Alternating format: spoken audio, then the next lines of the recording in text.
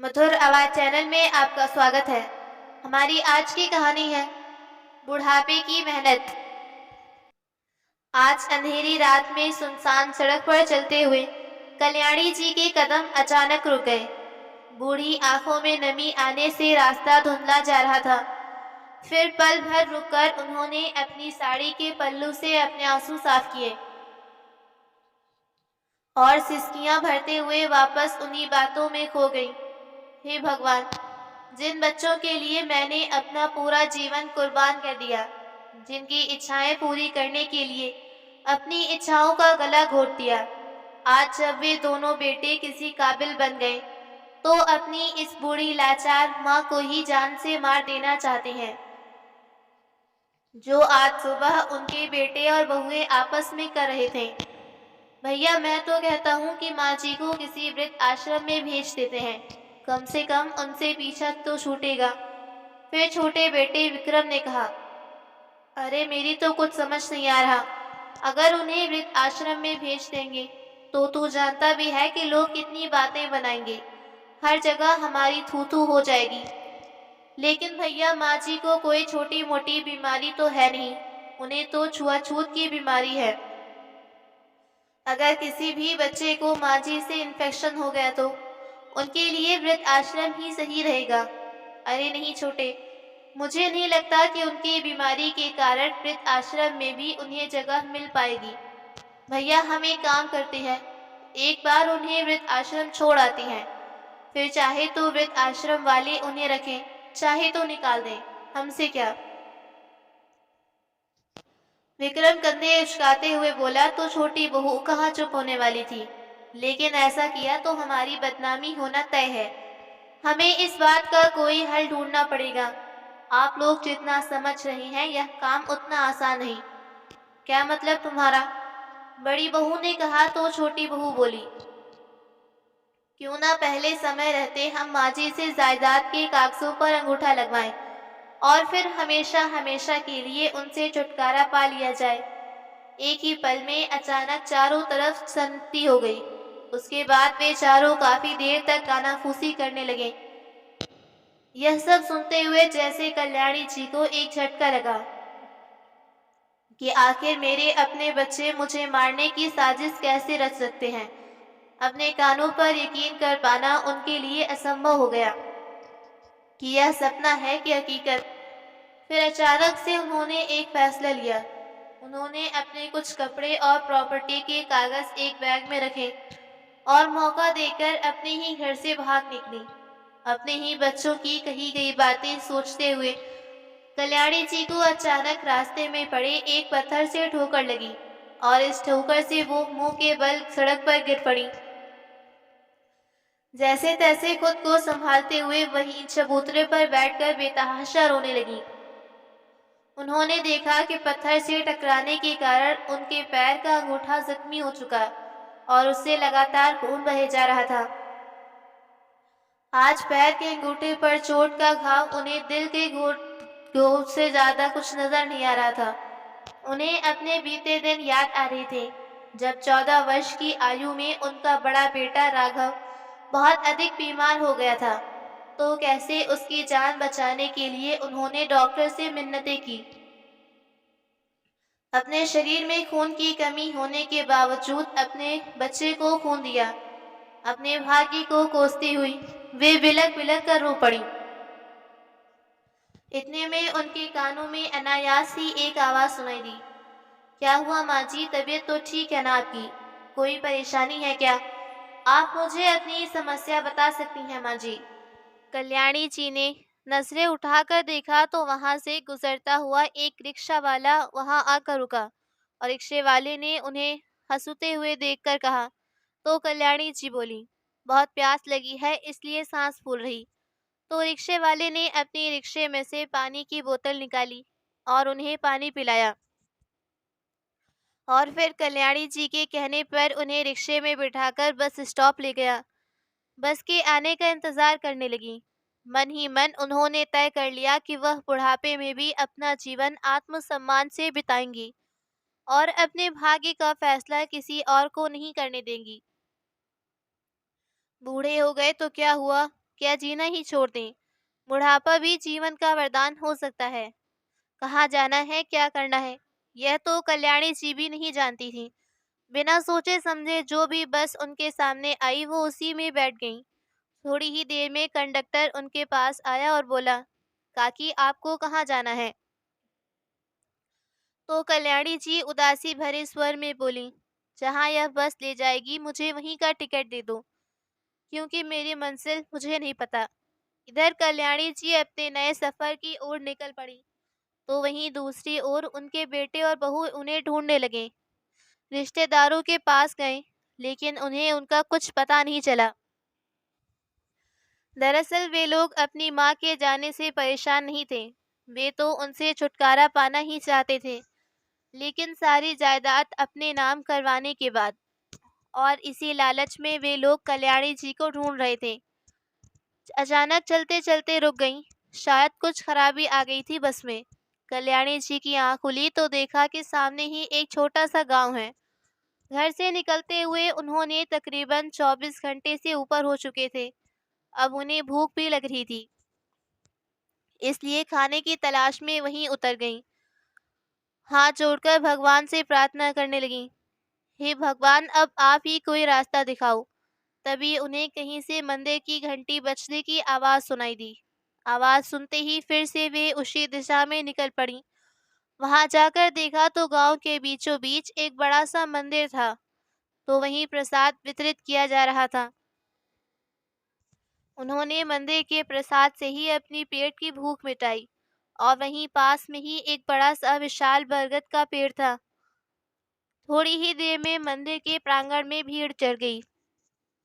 पूछने पर पता चला कि मंदिर में हर बुधवार को दूसरे शहर से डॉक्टर आते हैं और मरीजों की मुफ्त जांच करने के साथ साथ उन्हें दवाई भी उपलब्ध करवाते हैं। यह बात सुनकर कल्याणी जी का ध्यान अपनी बीमारी की ओर गया, तो उन्होंने भी डॉक्टर से जांच करवाई। जांच करने के बाद डॉक्टर ने बताया कि बीमारी अभी अपने शुरुआती चरण में है, इसलिए वे इलाज से कुछ ही समय में पूरी तरह ठीक हो सकती हैं।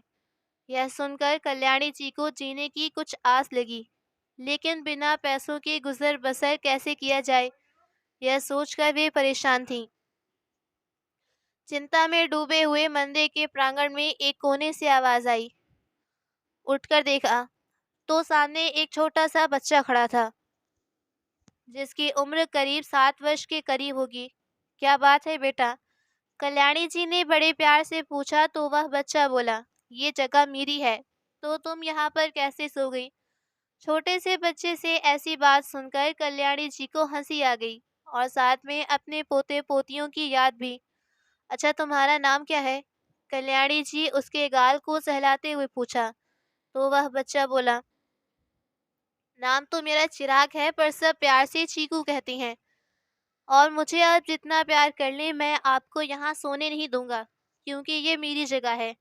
कल्याणी जी मुस्कुराते हुए वहां से उठ गईं। दोपहर हो चुकी थी। कल्याणी जी ने देखा कि मंदिर का पुजारी साफ सफाई का काम कर रहा था, तो कल्याणी जी भी इस काम में पुजारी की मदद करने लगी। तभी चीकू वहां आ गया।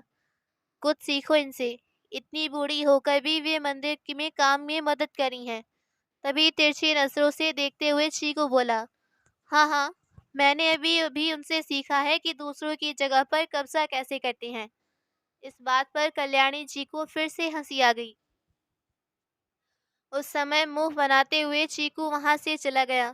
फिर पुजारी बोला, माफ करना बहन जी, चीकू बचपने में कुछ भी बोलता है। नहीं पुजारी जी, मुझे बुरा नहीं लगा। तुम्हारे बेटे को देखकर मुझे अपने पोते की याद आ जाती है।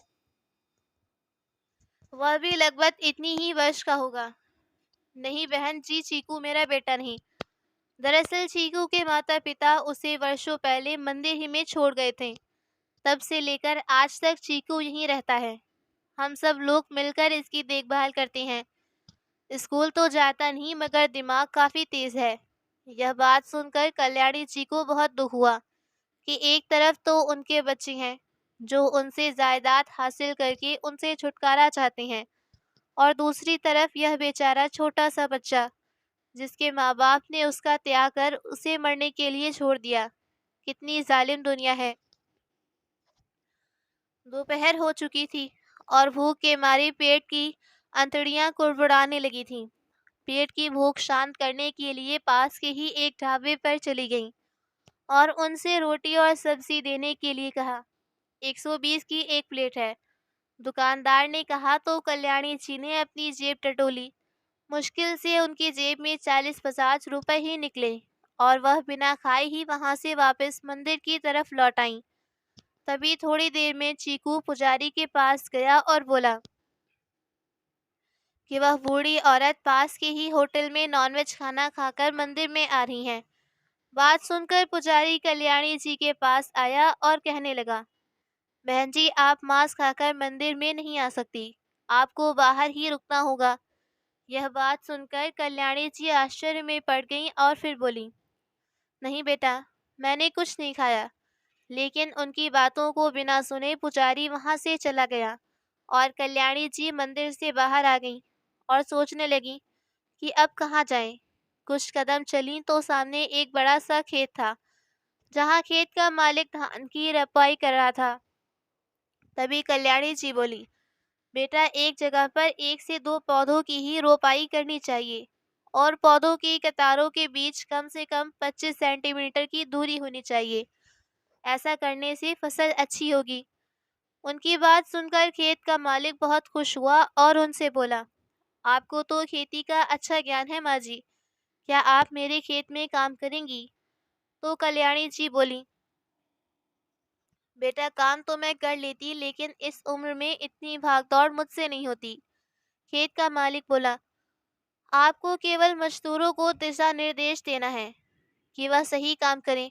इसके बदले में मैं प्रतिदिन आपको 100-400 रुपए दूंगा। तो कल्याणी जी ने अपनी मजबूरी को देखते हुए हाँ में सिर हिला दिया और उसी दिन से काम करना शुरू कर दिया।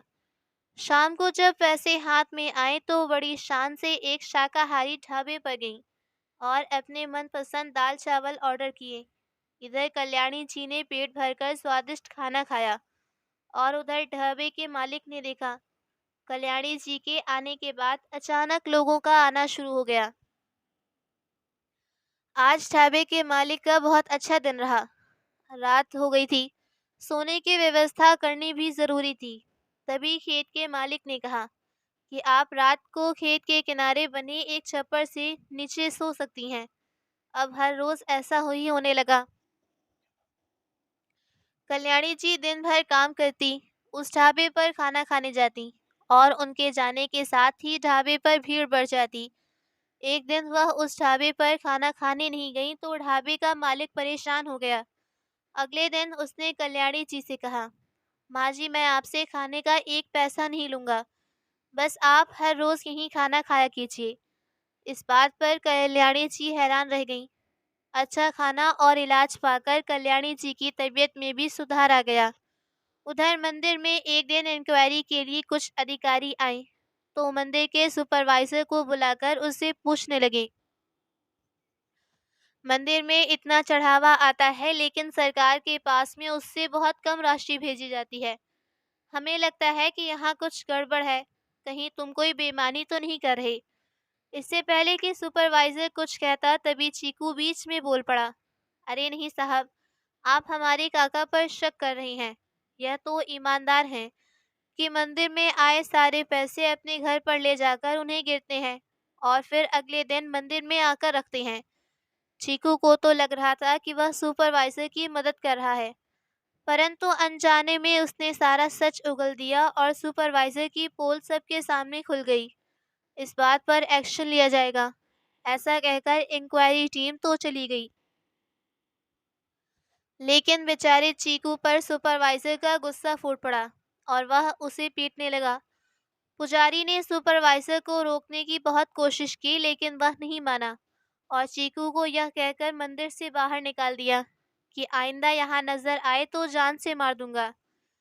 बेचारा चीकू मायूस होकर अपना बैग उठाकर वहां से निकल गया। उसके गोल मटोल गाल आंसुओं के कारण पूरी तरह भीगे थे। चलते चलते थक गया तो आराम करने के लिए जगह तलाश करते करते चीकू उसी खेत के किनारे आकर बैठ गया जहाँ कल्याणी जी काम करती थी और उन्होंने उसे पहचान लिया। चीकू को वहां उदास और परेशान बैठे देखकर कल्याणी जी उसके पास आईं और बोली, अरे बेटा, तुम्हें क्या हुआ? तुम तो इतना बोलते हो, पर आज इतनी उदास और शांत क्यों हो? फिर चीकू रुआंसी आवाज में बोला, अम्मा, भगवान जी ने मुझे अपने किया की सजा दी। मैंने पुजारी काका से बोलकर आपको मंदिर से बाहर निकलवाया, इसलिए आज मेरे साथ भी बहुत गलत हुआ। मुझे सुपरवाइजर से बहुत मार पड़ी और उन्होंने मुझे मंदिर से निकाल दिया। कल्याणी जी के पूछने पर चीकू ने उन्हें सारी बात बताई। फिर कल्याणी जी ने प्यार करते हुए उसके आंसू पोंछे और बोली, कोई बात नहीं, अब तुम मेरे साथ रहोगे। तो चीकू मुस्कुरा उठा। अब दोनों के बीच दोस्ती हो गई थी। बातों बातों में चीकू ने कल्याणी जी से पूछा, आप कहाँ से आई हो मम्मा? तो कल्याणी जी की आंखों में नमी आ गई और बोली, परिवार तो है लेकिन कोई अपना नहीं। मेरे अपने ही बच्चे मुझसे छुटकारा पाना चाहते थे, इसलिए मैं घर से भागकर यहाँ आ गई। तो चीकू बोला, अरे अम्मा, उदास मत हो। मुझे देखो, मेरे मम्मी पापा ने तो मुझे बचपन में छोड़ दिया, फिर आप उदास क्यों हो? बहुत हो गया रोना धोना। अब हम दोनों अपना जीवन पूरे उत्सव के साथ जिएंगे। चीकू की बात सुनकर कल्याणी जी सोचने लगी कि इतना छोटा सा बच्चा आखिर इतना समझदार कैसे हो सकता है। अगले दिन खेत के मालिक की इजाजत से उन दोनों ने मिलकर कुछ लकड़ियां इकट्ठी की और उस छप्पर के इर्द गिर्द लगाकर एक छोटी सी झोपड़ी बना ली, ताकि वे दोनों वहां आराम से रह सकें। शाम को खेत का मालिक उनके पास आया तो कहने लगा, माँ जी, अगर आपको किसी और चीज की जरूरत हो तो मुझे बता देना। तभी कल्याणी जी यह सुनकर चीकू की तरफ देखने लगी और फिर धीमे से खेत के मालिक से बोली, शायद मुझे किसी चीज की जरूरत थी, वो मुझे मिल गई है। फिर भी अगर कोई जरूरत होगी तो मैं आपको याद करूंगी। कल्याणी जी और चीकू एक साथ बहुत खुश थे। अब चीकू भी खेत के कामों में ही कल्याणी जी की मदद करने लगा। वे दोनों पूरा सप्ताह भर काम करते, लेकिन रविवार के दिन छुट्टी लेकर एक दूसरे के साथ समय बिताते। एक दिन चीकू ने कल्याणी जी से कहा, अम्मा, मैंने अपने माँ बाप को तो नहीं देखा, लेकिन जब से आप मिली हैं मुझे तो आप में ही अपनी माँ और पिता नजर आते हैं। लेकिन अम्मा, मैंने तो सुना है कि बुढ़ापा आने के बाद इंसान भगवान के पास चला जाता है, और आप भी तो बूढ़ी हो, इसका मतलब आप भी जल्दी भगवान के पास चली जाएंगी। लेकिन उससे पहले आप मुझे बताओ कि आपकी कौन कौन सी ख्वाहिश है जिन्हें आप पूरा करना चाहती हैं, लेकिन कभी पूरा नहीं कर पाई। चीकू के मुंह से ऐसी बात सुनकर कल्याणी जी हैरान थी और मन ही मन सोचने लगी कि अपनी पूरी जिंदगी मैंने अपने बच्चों की ख्वाहिशें पूरी करने में लगा दी, लेकिन उन्होंने मुझे उसका यह सिला दिया, और आज यह छोटा सा बच्चा मुझसे पूछ रहा है कि मेरी क्या ख्वाहिश है। मेरे बच्चों ने तो कभी इस बारे में सोचा नहीं। जल्दी से मुझे बताओ कि आप क्या करना चाहती थी जो आप नहीं कर पाई। चीकू के पूछने पर कल्याणी जी ने बताया, बेटा, जिंदगी में मेरी बहुत सी ख्वाहिशें थी जिन्हें मैं पूरा करना चाहती थी, लेकिन अपनी जिम्मेदारियों के चलते कभी पूरा ना कर सकी।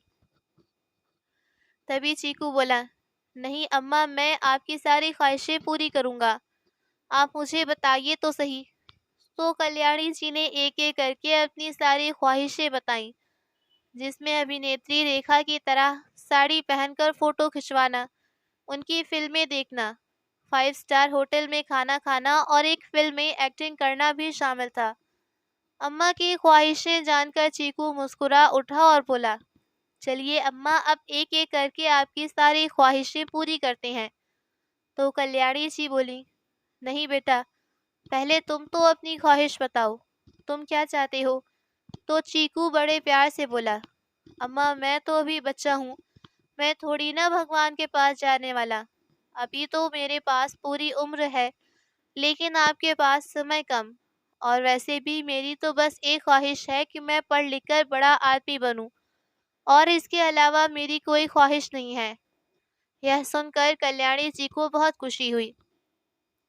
उसके बाद कुछ दिन उन दोनों ने खेत में काम किया और फिर चीकू की जिद पर जमींदार से 1 सप्ताह की छुट्टी लेकर वे दोनों शहर गए, जहां उन्होंने कल्याणी जी के हरे रंग की साड़ी खरीदी और चीकू के लिए अच्छे से कपड़े खरीदे और फिर दोनों ने एक साथ कई तस्वीरें खिंचवाई।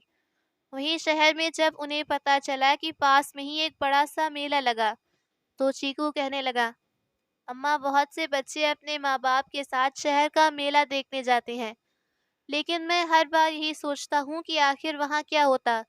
इतनी बात सुनकर कल्याणी जी उसे बोली, तो चलो मेला देखने चलें। यह बात सुनकर चीकू बहुत खुश हुआ। एक ऑटो पकड़कर वे दोनों मेले में पहुंच गए। मेले की चमक धमक को देखकर चीकू की आंखें खुली की खुली रह गईं। अलग अलग झूलों को देखकर वो चहक उठा। चीकू को हंसते खिलखिलाते देख कल्याणी जी को तो जैसे वो दृश्य अपनी आंखों में समेट लेना चाहती थी। उन दोनों ने एक साथ बहुत से झूलों का आनंद लिया। चीकू के साथ मस्ती करते करते कल्याणी जी को एक पल को महसूस हुआ कि जैसे उनका बचपन भी वापस आ गया। तो सामने चीकू की नज़र एक बहुत बड़े होटल पर गई। भूख भी बहुत तेज लगी थी और पास में पैसे भी थे, तो चीकू के कहने पर वे उस होटल में खाना खाने चले गए। इतने बड़े आलीशान होटल को देखकर वे दोनों बस यहाँ वहाँ देखते रहे। उन दोनों ने वहाँ वेज पुलाव ऑर्डर किया और आरामदायक सोफे पर बैठकर बड़े सुकून से खाना खाने लगे। वहीं बैठे बैठे चीकू ने देखा कि पास वाले टेबल पर एक आदमी सूट बूट पहने बैठा था। पूछने पर किसी ने बताया कि वह बहुत बड़े फिल्म प्रोड्यूसर हैं। इतना सुनते ही चीकू का दिमाग ठनका। वह सीधे उनके पास गया और पूछने लगा, आप वाकई में फिल्म बनाते हैं? छोटे से बच्चे को इस तरह पूछते देखा वो फिल्म प्रोड्यूसर भी मुस्कुराने लगा और बोला, हाँ, मैं फिल्म बनाता हूँ। तभी चीकू ने कल्याणी जी की ओर इशारा करते हुए कहा, वह मेरी अम्मा है। उन्हें फिल्मों में एक्टिंग करने का बहुत शौक है। मैं उनकी ख्वाहिश पूरी करना चाहता हूँ। अगर एक छोटा सा रोल आप उन्हें दे दें तो बहुत मेहरबानी होगी। यह बात सुनकर फिल्म प्रोड्यूसर किसी सोच में पड़ गया और बोला, एक छोटा सा रोल तो है मेरे पास, लेकिन वो रोल एक माँ का है और उसके लिए मैं किसी गरीब बूढ़ी औरत को ढूंढ रहा हूँ, ताकि किरदार वास्तविक लगे। इतना सुनते ही चीकू खुशी से बोल उठा, अरे अंकल, मेरी अम्मा भी एक बूढ़ी औरत ही हैं। वह तो आज मेरे कहने पर उन्होंने इतने तेज रंग की साड़ी पहनी। तभी प्रोड्यूसर ने उसे अपना विजिटिंग कार्ड दिया और अगले दिन फिल्म साइट पर आने को कहा। चीकू वह कार्ड लेकर बड़ी खुशी से कल्याणी जी के पास आया और उन्हें सारी बात बताई। चीकू की होशियारी देखकर कल्याणी जी मुस्कुरा उठी। उन्होंने रात किसी पार्क में गुजारी और अगले दिन फिल्म की शूटिंग के स्थान पर पहुंच गए।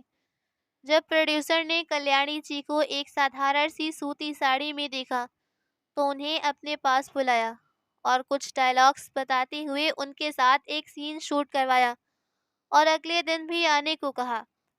शाम के समय वे दोनों एक थिएटर में रेखा जी की फिल्म देखने गए। यह सब कल्याणी जी को एक सपने की तरह लग रहा था। आज उनके चेहरे पर एक अलग सी मुस्कुराहट थी। करीब 4-5 दिन शूटिंग करने के बाद कल्याणी जी को 15,000 रुपये मिले। उन पैसों को हाथ में लेकर तो जैसे उनकी खुशी का ठिकाना ही नहीं रहा। उसके बाद वे दोनों अपने गांव वापस लौट आए।